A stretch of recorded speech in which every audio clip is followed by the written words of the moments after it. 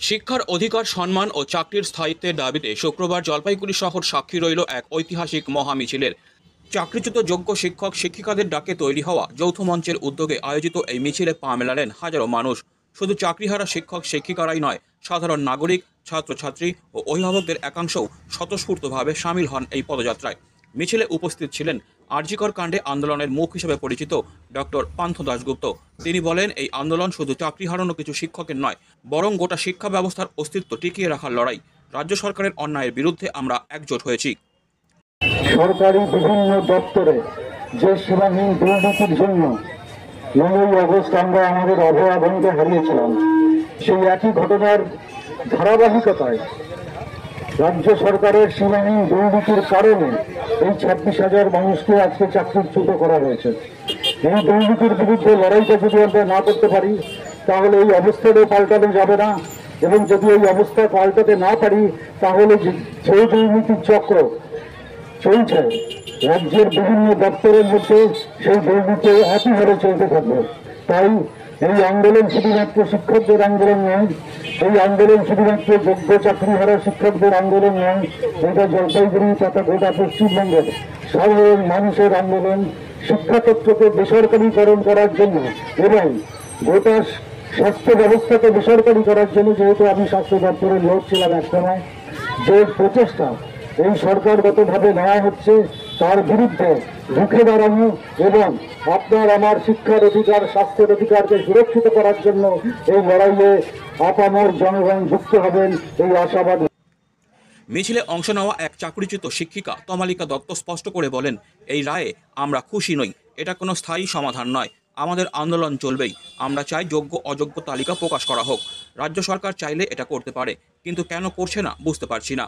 তমালিকা জানান, তারা সুপ্রিম কোর্টের রায় মেনে স্কুলে ফিরতে প্রস্তুত, তবে এর মানে এই নয় যে আন্দোলন বন্ধ হয়ে যাবে। পাশাপাশি নতুন করে পরীক্ষায় বসার বিরোধিতাও করেছেন তিনি।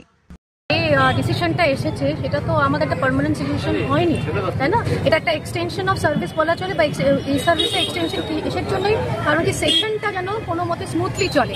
প্রত্যেকটা যে হাই সেকেন্ডারি স্কুলগুলো, সেগুলো খুব ভ্যাকেন্ট হয়ে গেছে, ঠিক করে পঠন পাঠন চলছে না, সেক্ষেত্রে এই ডিসিশনটা নেওয়া হয়েছে।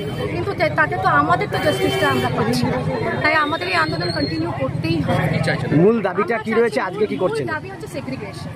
যারা টেন্টেড বলে মানে সাইটে সিবিআইয়ের কাছে, এসএসসির কাছে অলরেডি নোটিফাইড, তাদেরকে প্লিজ আমরা এটাই অনুরোধ করছি, তাদেরকে বের করা হোক। তাতে যেন আমাদের প্যানেলটা যেন পুরোপুরিভাবে যেন একদম নিট অ্যান্ড ক্লিন ভাবে যেন এটা আমরা প্রেজেন্ট করতে পারি। সেগ্রিগেটটা কেন করা হচ্ছে না? সম্ভব তো সেটাই তো কারণ ওয়েবসাইটে নাম আছে, ওএমআরও চলে এসছে, কেন সেগ্রিগেশন হচ্ছে না, আরো ইনভেস্টিগেশন পেন্ডিং আছে, সেটাই আমাদের কাছে একটা বড় প্রশ্ন। সেই প্রশ্নের জবাব রোজ রাস্তায় ডিসি গ্রুপের কর্মীরাও রয়েছে। এটা ভীষণই আমাদের সাথে ওনারা আছেন, যারা non tainted group C group D, তারা হচ্ছে আমাদেরই একজন প্যানেলের পার্ট। আজকে ওনারা আমাদের সাথে হয়তো কয়েকজন আছেন, খুব দুঃখিত আমরা, কেন এরকম ডিসিশন নেওয়া হলো। আজকে মিছিলে কারা কারা রয়েছেন? মূলত কিসের কেন মিছিল? আর কিছু গ্রুপ সি গ্রুপ ডিরা, অন্যান্য নাগরিক বৃন্দরাও রয়েছে। হ্যাঁ, নাগরিকরা, আমার স্কুলের টিচার্সরা এসেছেন, অনেক স্কুলের টিচার্সরা এসেছেন, সবাই ছাত্রছাত্রীদেরও দেখতে পাচ্ছি, গার্জিয়ানরা এসেছেন। সেগ্রিগেশনটা হচ্ছে না কেন? এর জন্য পেছনে কি মনে হচ্ছে তারা করছে না? তাদের দরকার এটা করা দরকার তো অবশ্যই, যেহেতু এটা আমরা দেখুন, আমরা directly appointed by the government, state government. সেগ্রিগেশনটা অবশ্যই স্টেট গভর্নমেন্ট করবে, তারাই পারবে, তাই না, করতে। কেন হচ্ছে না, কি আরো প্রসেস বাকি আছে, আরো কি ধরনের ভেরিফিকেশন হতে পারে, সেটা করুক, আমরা চাচ্ছি তো। আপনারা কি স্কুলে জয়েন করবেন কালকে থেকে? হ্যাঁ, অবশ্যই করবো, কেননা সুপ্রিম কোর্ট তো অলরেডি আমাদের বলেছে জয়েন করতে। আমরা তো সার্ভিস করতে রেডি, আমরা চাই উইথ ডেডিকেশন। আমরা এই রায় খুশি না? না, এই রায় আমরা খুশি না, আমরা চাই। হ্যাঁ, আন্দোলন আমাদের জারি থাকবে, আমরা ডিউটিও করবো, আন্দোলন। আপনার নাম আর পরিচয় গান? তমালিকা দত্ত, আমি English teacher, assistant English teacher, Jalpaiguri মাধ্যমিক বিদ্যালয়। বলছি যে এই রায়ের ক্ষেত্রে যেটা দেখা গেছে, আপনাদের 31 তারিখ অবধি বেতনের একটা কথা বলা হয়েছে এবং সার্ভিস দেওয়ার কথা বলা হয়েছে। 31 মেতে একটা মানে অ্যাডভার্টাইজমেন্ট দেওয়ার কথা, নিউ রিক্রুটমেন্ট, যেটা আমরা একেবারেই পক্ষপাতী না। এই কারণে এই তো আমাদের সব রকম স্ক্রিনিং, স্ক্রুটিনি, ভেরিফিকেশন করে আমরা জব পেয়েছি, আমাদের মেডিকেল হয়ে গেছে, আমাদের ফিজ ভেরিফিকেশন হয়ে গেছে, আমরা কেন আবার পরীক্ষা? কলকাতার আন্দোলনের কি আপনারা যুক্ত হবেন? এই 21-22 একটা বড় আন্দোলন আছে, আমরা এই আন্দোলন আজকে করেই আমরা সবাই বের করছি। ঠিক আছে।